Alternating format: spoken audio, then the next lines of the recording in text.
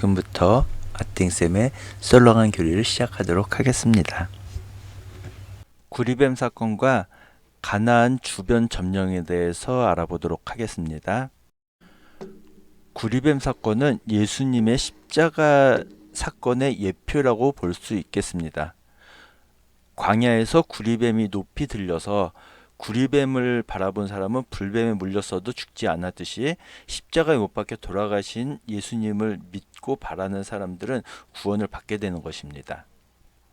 앞서서 몇 번 살펴보았듯이 모세는 무리바 샘에서 하느님의 영광을 제대로 드러내 보이지 못했기 때문에 가나안 땅으로는 들어가지 못했습니다.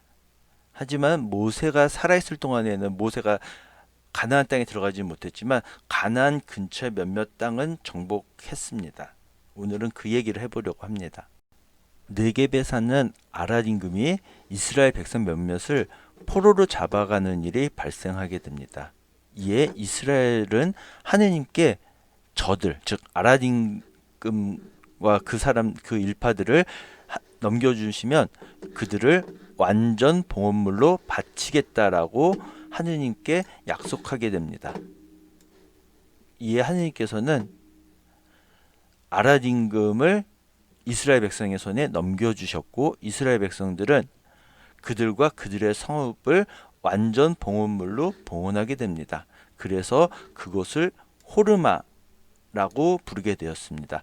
호르마의 뜻은 완전한 파멸, 완전한 선멸, 저주, 그런 뜻이 있다고 하네요. 아무튼 완전 봉헌물은 이 이후에도 몇 번 더 나오는데요. 완전한 파괴, 그래서 호르마라고 부르게 되었습니다. 이번에는 요르단 동쪽을 점령하는 이야기인데요. 전에 이스라엘 백성이 에돔 왕에게 길을 지나갈 수 있도록 청했었던 것처럼 이번에는 이스라엘 백성은 아모리 임금 시온에게도 길을 지나갈 수 있도록 청하게 됩니다. 근데 에돔 왕이 그랬던 것처럼 시온 역시 길을 지나가는 것을 허락하지 않았고 역시 군을 모아서 야하츠라는 곳에서 이스라엘 백성과 싸우게 됩니다. 그런데 오히려 이스라엘 백성에게 패해서 시온 왕이 죽게 됩니다. 이스라엘 백성은 아르논에서 얍복에 이르기까지 그의 땅을 차지하게 됩니다.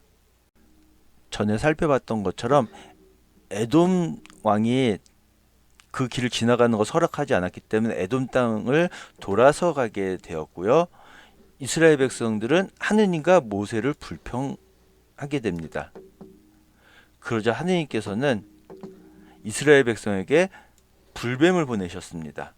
그래서 그로 인해서 불뱀에 물려서 많은 사람들이 죽게 됩니다. 그래서 그때서야 이스라엘 백성이 모세에게 와서 저에게 잘못했어요. 제발 좀 용서해 주세요 라고 말하게 됩니다. 그래서 이스라엘 백성의 부탁을 받은 모세가 다시 한번 하느님께 이스라엘 백성을 위해서 기도를 드리게 됩니다. 그러자 하느님께서는 모세에게 너는 구리로 불뱀을 만들어서 기둥 위에 달아놓아라. 물린 자는 누구든지 그것을 쳐다보면 살게 될 것이다 라고 하느님께서 말씀을 하십니다. 그래서 모세는 구리로 불뱀을 만들어서 그것을 기둥 위에 달아놓았고요. 뱀이 사람을 물었을 때 그 사람이 구리뱀을 쳐다보면 살아나게 됩니다.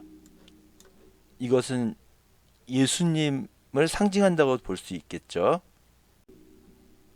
네겝에 사는 가나안 사람 아랏 임금이 이스라엘에 맞서 그들 가운데 얼마를 포로로 잡아가게 됩니다. 이스라엘 백성이 하느님께 저 아랏 임금의 백성을 저희에게 넘겨주시면 그들의 성읍을 완전 봉헌물로 바치겠습니다라고 하느님께 청하게 됩니다. 하느님께서는 이스라엘 백성의 이야기를 들으시고 그 가나안족을 넘겨주시게 됩니다. 그래서 이스라엘 백성은 이 아랏 임금과 그들의 성읍을 완전 봉헌물로 바치게 됩니다. 그래서 그곳의 이름을 완전한 선멸, 파멸 그런 의미로 호르마라고 부르게 되었습니다. 이스라엘 백성은 에돔 왕에게 그랬던 것처럼 아모리 임금 시온에게 사자를 보내서 그 땅을 지나갈 수 있도록 허락해 달라고 청합니다. 그런데 에돔 왕이 그랬던 것처럼 아모리 임금 시온 역시 이스라엘 백성이 자기 땅을 지나가는 것을 허락하지 않았습니다. 그리고 에돔 왕이 그랬던 것처럼 군대를 모아서 나왔습니다.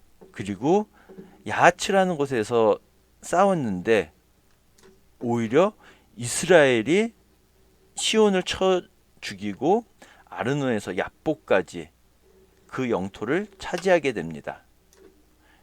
예, 에돔 왕 때는 이스라엘 백성이 에돔 왕의 군대를 피해서 그냥 포기하고 갔는데 시온 임금은 오히려 맞서 싸워서 그를 물리치고 그들의 땅을 차지하게 된 것이죠. 이렇게 이스라엘은 아모리 임금 시온을 물리치고 그들의 땅을 차지하게 됩니다. 그리고 바산 임금 옥이 군대를 거느리고서는 나왔는데 하느님께서 그들도 시온처럼 너희 손에 넘겨줄 것이다. 그러니까 그들을 무찔러라 라고 말씀을 하십니다. 그래서 시온을 물리쳤듯이 바산 임금 옥도 무찌르고 그들의 땅을 차지하게 됩니다. 예, 오늘 이야기가 나오는 곳의 지도를 약간 좀 크게 보면은 이 부분이 네겝입니다. 예, 그래서 이 네겝에 사는 가나안 사람 아랏 임금을 무찌르고 완전 봉헌물로 바쳐서 완전한 파멸이란 뜻의 호르마. 그래서 그들과 그들의 성읍을 완전 파멸시켰고요. 그리고 갈릴레아 호수에서 소금바다인 사해를 흐르는 요르단강 이 동쪽 부분을 점령하게 됩니다. 그래서 시온 왕을 무찌르고 그리고 옥을 무찌르고 요르단 동쪽 편을 차지하게 되는 것이죠. 가나안 땅은 이 부분을 가나안 땅이라고 볼 수 있겠습니다. 모세는 이 가나안 땅은 들어가지 못하고 죽게 되는 것이고요. 이 가나안 땅은 모세의 후계자인 여호수아가 모세의 뒤를 이어서 정복하게 됩니다. 민수기 33장을 보면 요르단을 건너서 가나안 땅으로 들어가면이라고 한 걸로 봐서 오늘 이야기에 나온 요르단강 동쪽편은 가나안 땅이 아니고 요르단강을 건너야지 가나안 땅이라고 볼 수가 있겠죠. 그래서 하나님께서는 이제 가나안 땅을 차지하고 너희에게 주기로 약속한 땅이고 너희는 시족별 즉 지파별로 제비를 뽑아서 제산을 받아라 라고 말씀을 하시게 됩니다. 예, 지금 우리가 사용하고 있는 새 성경 요한복음 3장 14절에 보면 모세가 광야에서 뱀을 들어 올린 것처럼 사람의 아들 즉 예수님도 들어 올려져야 한다라는 구절이 나옵니다.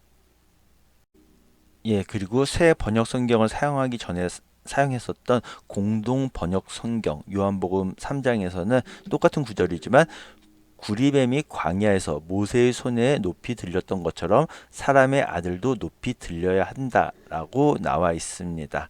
예, 여기서는 이제 옛날 쓰던 성경에서는 구리뱀이라고까지 그냥 정확하게 나오게 됩니다. 지금까지 들어주셔서 대단히 감사합니다.